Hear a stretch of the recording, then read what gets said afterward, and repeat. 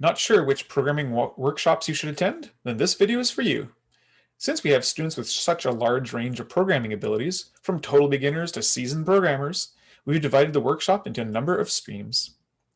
The first stream is called Beginner C++, and as its name implies, it's for anyone who wants to learn C++. So this includes those who have never used C++ and those who have but aren't quite comfortable with it yet.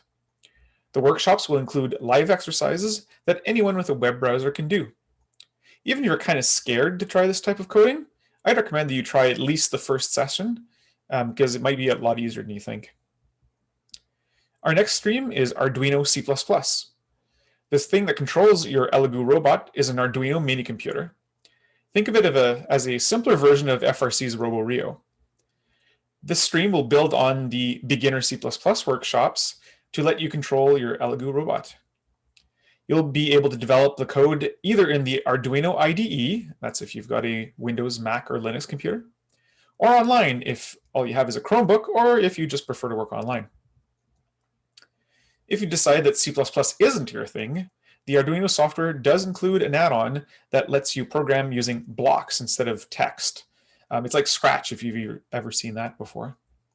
This third stream will teach you how to program with the blocks. Note that this software only works on Windows, Mac, or Linux computer.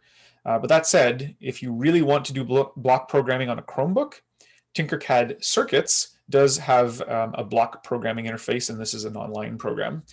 We just don't have any examples that use those types of blocks, and they're a little bit different than the Arduino Ardu blocks. But if this is an issue for you, just let us know and we'll see what we can do for you. Finally, we have a stream called Algorithms and Concepts. These workshops will include advanced programming topics, like PID controllers, that can be implemented either in C++ or in blocks. So these aren't meant to be how to code workshops, they're meant to be concepts that you can use to. Hopefully this video has helped you choose which workshops would be the most useful to you, but if not, don't hesitate to reach out to our mentor or senior student for more information. See you in workshops.